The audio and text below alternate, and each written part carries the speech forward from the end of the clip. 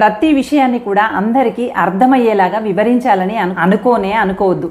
ఎందుకంటే కొంతమంది తాము ఏమి కోరుకుంటున్నారో అది మాత్రమే వినాలనుకుంటారు. అటువంటి వాళ్ళకి మనం ఎంత చెప్పినా అర్థం చేసుకునేటువంటి పరిజ్ఞానం ఉండకపోగా మనం చెప్పినటువంటి విషయాలని విమర్శిస్తూ ఉంటారు. అందరికీ ప్రతి విషయం అర్థమవుతుంది అని చెప్పి ఎప్పుడు అనుకోకండి. కొంతమందికి అసలు అర్థమే కాదు.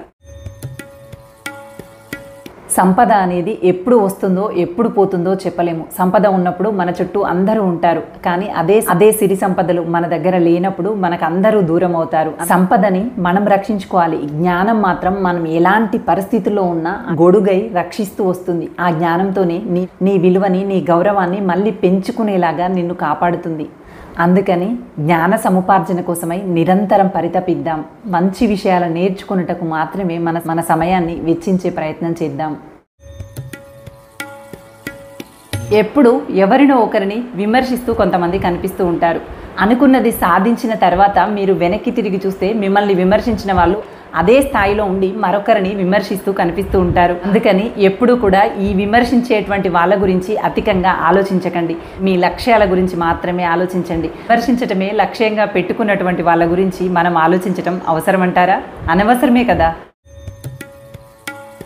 గెలుపులో అత్యధికమైనటువంటి ఆనందం ఎప్పుడు కలుగుతుందో తెలుసా? నీవు పడిపోతావని అందరూ భావించి ఇప్పుడు పడతావా అప్పుడు పడతావా అని ఎదురు చూసిన చోటనే నిలదొక్కుకొని నిలబడి నీవేంటో నిరూపించగలిగినప్పుడు ఆ విజయం అత్యద్భుతంగా అత్యధిక ఆనందంగా అనిపిస్తుంది. ఎందుకంటే నీవు పడిపోయి ఓడిపోతావని అందరూ అనుకున్నారు, కానీ నీవు నిలదొక్కుకొని నిలబడి గెలిచి చూపించావు. అందుకని అది ఇచ్చేటువంటి ఆనందం అమితంగానే ఉంటుంది. అందరి కళ్ళల్లో ఆశ్చర్యం చూడటం నీవంతవుతుంది. అందుకని అనుకున్న లక్ష్యాన్ని ఎప్పుడూ వదిలిపెట్టకు. మాట్లాడేటువంటి మాటలకి విలువ లేదనుకున్నప్పుడు మౌనంగా ఉండటం మంచిది. అలా కనుక ఉండలేకపోయినట్లయితే కనీస పక్షంగా మాట్లాడేటువంటి మాటల్లో నాణ్యతైనా ఉండేలాగా చూసుకోండి. నాణ్యమైనటువంటి మాటలు మాట్లాడినప్పుడు కనీస గౌరవమైనా దొరుకుతుంది. అలా కాకుండా నోటికి వచ్చిందల్లా మాట్లాడుతూ ఉంటే నీ మాటలతో నీ విలువ నీవే తగ్గించుకున్నట్లు అవుతుంది. అందుకోసమని మాట్లాడేటువంటి ప్రతి మాట నీ విలువ పెంచేదిగా ఉండాలి, కానీ నీ విలువని తగ్గించేదిగా ఉండకూడదు. వీలైతే విలువ పెంచే మాటలు మాట్లాడండి, లేదంటే మౌనంగా ఉండండి. ఒక గమ్మత్తైన విషయం చెప్పనా? నీ లోపాలు వెతికి నిన్ను విమర్శించినటువంటి వాళ్ళకి మొట్టమొదటగా కృతజ్ఞతలు చెప్పు. ఎందుకంటే వాళ్ళ విలువైనటువంటి సమయాన్ని వదులుకొని మరి మన లోపాలు ఏమున్నాయో వెతికి మనల్ని విమర్శ చేసి మనకి చూపించారు. అప్పుడే కదా మనల్ని మనం సరిదిద్దుకోవటానికి అవకాశం దొరికింది. మనం ఈ స్థాయిలో నిలబడటానికి ఒక అవకాశాన్ని సృష్టించింది వాళ్ళే కదా. అందుకోసమని మొట్టమొదటగా మిమ్మల్ని విమర్శించినటువంటి వాళ్ళకి డైరెక్ట్గానో ఇండైరెక్ట్గానో కృతజ్ఞతలు తెలియజేయటం మంచిదేమో కదా. మీరేమంటారు? సాధించలేనేమో అన్నది భయమైతే సాధించగలను అనేది నమ్మకం. భయం కన్నా నమ్మకం ఎన్నో రెట్లు గొప్పది. గట్టి నమ్మకంతో పట్టుదలతో నిరాటంకంగా కృషి చేయి. ఖచ్చితంగా ఏనాటికైనా విజయం సిద్ధిస్తుంది. భయంతో నా వల్ల అవుతుందా అనుకుంటూ అనుమానిస్తూ అక్కడే ఆగిపోకు. అలా ఆగిపోయినట్లయితే ఎన్ని ఏళ్ళు గడిచినా నీ జీవితంలో పెద్దగా మార్పేమీ రాదు. ఆలోచన వచ్చిందే తడవుగా సంకల్ప బలంతో అడుగు ముందుకు వేయి. మిమ్మల్ని బలవంతులుగా మార్చేటువంటి ప్రతి ఆశయాన్ని కూడా వదిలిపెట్టకండి, కానీ మిమ్మల్ని బలహీనులుగా మార్చేటువంటి ప్రతి ఆలోచనని కూడా దగ్గరికి రానివ్వకుండా చూసుకోండి. వివేకానందుల వారు చెప్పినటువంటి ఈ మాట ప్రకారం మనల్ని బలవంతులుగా తయారు చేసేటువంటి ప్రతి ఆశయాన్ని కూడా మనలో లీనం చేసుకొని మరింత శక్తివంతమైనటువంటి వ్యక్తులుగా, చైతన్యవంతులుగా ఎదిగే ప్రయత్నం చేద్దాం. ఒక తోటమాలి చక్కగా తోటను పెంచుకుంటూ ఉన్నాడు. దానికి చక్కగా నీళ్లు పోస్తూ వస్తున్నాడు. పువ్వులు కాయలు లేనటువంటి మొక్కలకి నీళ్లు పోస్తూ ఏదో ఒక రోజు ఫలితాన్ని చూస్తాడు. ఆనందానికి గురి అవుతూ ఉంటాడు. అదేవిధంగా మన జీవితంలో కూడా కనీస పక్షంగా ప్రతిరోజు ఒక్క మంచి పనినైనా చేస్తూ ముందుకు వెళ్తే అవన్నీ కలిసి ఏదో ఒక రోజు మన జీవితంలో మంచి ఫలితాన్ని ఖచ్చితంగా ఇస్తాయి. మనిషి మంచివాడు కావాలంటే మంచి పనులే చెయ్యక్కరలేదు. మరొకరి గురించి మూడో వ్యక్తికి చెడుగా చెప్పకుండా ఉంటే చాలు, మంచి పని చేసినట్లే అవుతుంది. ఎప్పుడూ కూడా మరొకరికి ఇంకొక వ్యక్తి గురించి చెడుగా చెప్పేటువంటి ప్రయత్నం చేయకండి. మూడో వ్యక్తి గురించి తప్పుగా చెప్పాల్సినటువంటి అవసరం మనకేముంది చెప్పండి? మన పనులు మనకున్నాయి. వారి గురించి తప్పుగా చెప్పి మన జీవితంలో ఏం ప్రయోజనం పొందుతాం? అందుకని ఎవ్వరి గురించి తప్పుగా మాట్లాడకండి. లోపాలు లేని మనిషి ఉండడు, లోటు లేని జీవితం కూడా ఉండదు. అందుకని నాకే ఇలా జరుగుతుంది, నా జీవితంలోనే ఇలా ఉంది అంటూ అసంతృప్తితో ఎప్పుడు ఉండకు. ప్రతి వ్యక్తిలో లోపాలుంటాయి, ప్రతి జీవితంలో కూడా లోటు అనేది ఖచ్చితంగా ఉంటుంది. వ్యక్తులను, జీవితాలను మార్చుకునేటువంటి ప్రయత్నం చేయాలి. ఒకవేళ కుదరకపోతే అలవాటు చేసుకునేటువంటి ప్రయత్నం చేయాలి. అంతే తప్ప అసంతృప్తితో జీవితాన్ని భారంగా భావించకూడదు.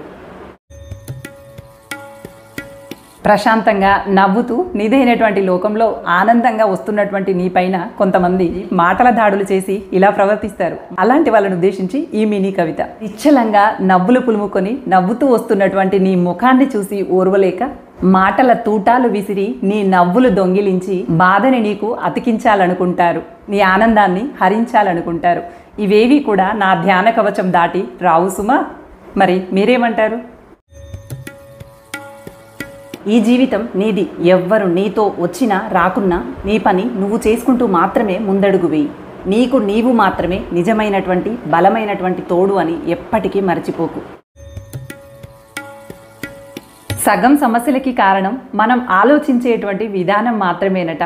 ఎవరైతే చెడుగా ఆలోచించేటువంటి గుణం కలిగి ఉంటారో వాళ్ళకి అత్యధికమైనటువంటి సమస్యలు వస్తాయట. మనమందరము మంచిని ఆలోచించేటువంటి గుణాన్ని మాత్రమే కలిగి ఉందాం.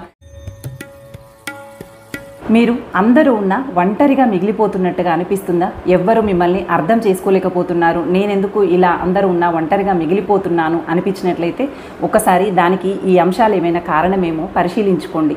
మనిషికి అహం తగ్గితేనే ఆప్యాయతలు కనిపిస్తాయట. గర్వం తొలగిపోతేనే ఇతరులను గౌరవించడం అర్థమవుతుందట. నేనే, నాకేంటి, నాకెవ్వరితో అవసరం లేదు అనుకుంటూ అహంకారంతో కానీ గర్వంతో కానీ మెదులుతున్నారేమో పరిశీలించుకోండి. ఒకవేళ ఈ కారణాలు కనుక మీలో ఉన్నట్లయితే వెంటనే అవి తొలగించుకొని ప్రపంచాన్ని చూడండి. అందరూ సన్నిహితులుగానే కనిపిస్తారు. ఎవరైతే లక్ష్యంతో ముందుకు వెళ్తూ ఉంటారో వాళ్ళందరికీ కూడా ఈ కవిత అంకితం. జ్ఞాపకాల వంతెనపై నుండి గతంలో నుంచి వర్తమానంలోకి నడుస్తున్న, భవిష్యత్తుకై నిచ్చెనలు పేరుస్తున్న, ఆకాశం ఎత్తుకు ఎదగాలని, నింగినంచును తాకాలని, గొప్ప స్థాయికి ఎదగాలనేటువంటి సంకల్పంతో ఉన్నటువంటి ప్రతి ఒక్కరికి ఈ కవిత అంకితం. బండిని ఎంత బాగా లాగినా గుర్రానికి దెబ్బలనేవి తప్పవు. అలాగే ఎన్ని పళ్ళు విరగ కాసినప్పటికీ కూడా చెట్టుకి రాళ్ల దెబ్బలు తప్పవు. అలాగే ఒక వ్యక్తి తన జీవితంలో ఎన్ని సవాళ్లు అధిగమించినా, ఎంత గొప్ప స్థాయికి చేరినప్పటికీ ఆ వ్యక్తిని కూడా విమర్శించేటువంటి వాళ్ళు ఉంటూనే ఉంటారు. ఏ ఒక్కరూ కూడా అందరికీ నచ్చడం అనేది జరగనే జరగదు. అందుకని మనం ఏ స్థాయిలో ఉన్నా ఆ స్థాయిలో విమర్శలు అనేవి ఎదుర్కొంటూనే ఉంటాం. అందుకని ఈ విమర్శల గురించి ఎప్పుడూ బాధపడకుండా కాసిన చెట్టుకి రాళ్ల దెబ్బలు అనేటువంటిది గుర్తుపెట్టుకొని ఆనందంగా విజయాల పరంపర కొనసాగించేద్దాం. ఒక వ్యక్తి మరో వ్యక్తిని ఇలా అడిగాడట. నీ అనుకున్న వాళ్ళు నిన్ను వదిలేసి వెళ్తే ఒంటరిగా మిగిలిపోతావు కదా, అప్పుడు ఏం చేస్తావు అని అడిగాడట. అప్పుడు ఆ వ్యక్తి ఇచ్చినటువంటి సమాధానం ఏంటంటే, నా అనుకునే వాళ్ళు ఎప్పుడు నన్ను వదిలిపెట్టిపోరు, నన్ను వదిలిపెట్టి వెళ్ళారు అంటే వాళ్ళు నా వాళ్ళు కానే కాదు అని చెప్పాడట. నన్ను వదిలి వెళ్ళిపోయే వాళ్ళు నా వాళ్ళు ఎలా అవుతారు అని ఎదురు ప్రశ్నించాడట. అదే నిజమే కదా. మన అనుకున్న వాళ్ళు ఎన్ని అవాంతరాలు వచ్చినా మనతోనే కలిసి ఉంటారు తప్ప మనల్ని వదిలి వెళ్ళరు కదా. ఏదైనా అనుకున్నది సాధించగానే అక్కడుంచే అసలైన ప్రస్థానం మొదలవుతుంది. ఎందుకంటే ఇన్నాళ్ళు నీవెవరో ఎవరికి పెద్దగా తెలియదు, కానీ విజయం సాధించాక అన్ని కళ్ళు నీ వైపే చూస్తూ ఉంటాయి. ఆ విజయంతో నీ పట్ల మరింత బాధ్యత పెరుగుతుంది. విజయాన్ని నిరంతరం నిలబెట్టుకోవటం అనేదే విజేతకు ఎదురయ్యే అసలైన సవాలు. అందుకని విజయం సాధించగానే అమ్మయ్య పనైపోయింది అనుకోకండి. అక్కడుంచి ప్రపంచం కళ్ళన్నీ మిమ్మల్నే చూస్తూ ఉంటాయి. మీ ప్రవర్తన చాలా బాధ్యతాయుతంగా ఉండాలి. విజయమే సర్వస్వము, విజయం సాధించలేకపోతే ఇక అక్కడితో జీవితం అంతము అని ఎప్పుడూ ఆలోచించకూడదట.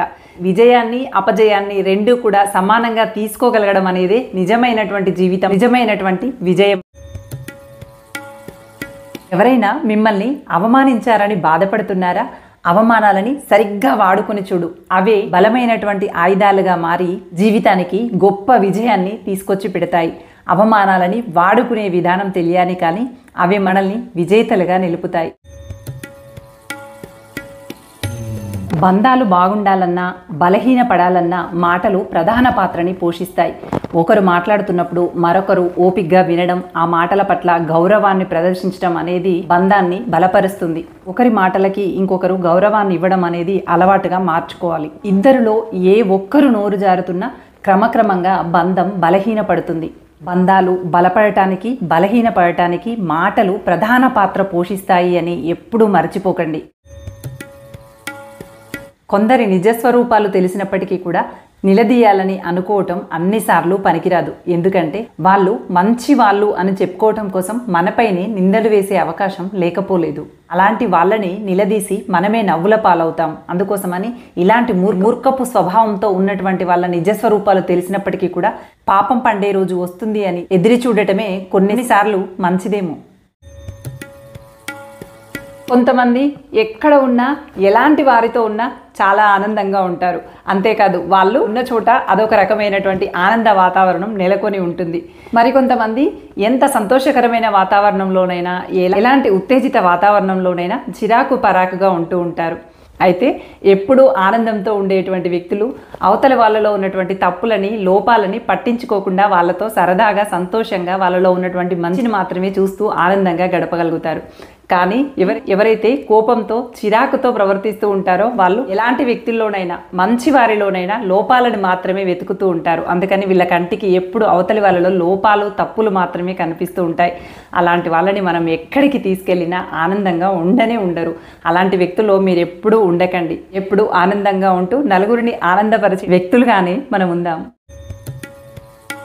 ఇదిగో ప్రతి మనిషికి కష్టము సుఖము వస్తూనే ఉంటాయి. సుఖాన్ని మనం పెద్దగా గుర్తుపెట్టుకోము, కానీ కష్టాలని మాత్రం బాగా గుర్తు చేసుకొని వాటిని పదే పదే నేను అలాంటి కష్టం అనుభవించాను, ఇలాంటి కష్టం అనుభవించాను అని చెప్పి పదే పదే గుర్తు చేసుకొని అవే ఎక్కువగా గుర్తుపెట్టుకుంటూ ఉంటాం. కానీ నిజానికి ఈ కష్టాలు అనేవి నీ బలాబలాలని వెలికి తీస్తాయి. కానీ సుఖాలనేవి నీ బలహీనతలని వెలికి తీస్తాయి. ఎలాగో తెలుసా? కష్టంలో ఉన్నప్పుడు మన దృష్టి మొత్తం ఆ కష్టాన్ని ఎలా అధిగమించాలా అనేటువంటి ఆలోచనతో నీ మెదడుకి పదును పెట్టి ఆ సమస్యని ఒక పజిల్ లాగా భావించి ఆలోచించి సమస్య నుండి బయటపడతావు. కానీ ఎప్పుడు సుఖంలో ఉంటే ఇది తిందామా, అది తిందామా, ఆ వ్యక్తితో మాట్లాడదామా, ఈ సినిమా చూద్దామా అనుకుంటూ సుఖంగా ఉన్నటువంటి సమయంలో నీ బలహీనతలన్నీ కూడా నిన్ను రెచ్చగొడుతూ ఉంటాయి. కష్టాలను చూసి ఎప్పుడూ భయపడకండి. అవి మిమ్మల్ని ప్రపంచానికి సరికొత్తగా చూపించడానికి మాత్రమే వచ్చాయని భావించండి తప్ప ఎప్పుడూ సుఖమే కావాలని కోరుకోకండి. బ్రతకటానికి కష్టపడు, ఏదైనా సాధిస్తావు. కానీ కష్టపడకుండానే బ్రతకటానికి ఇష్టపడకు. ఎప్పటికీ ఏమీ సాధించలేవు. కష్టంలోనే అసలైనటువంటి ఆనందం దాగి ఉంది అనేటువంటి విషయం మర్చిపోకుండా బ్రతకటానికి కష్టపడు. ఖచ్చితంగా అనుకున్నది సాధిస్తావు.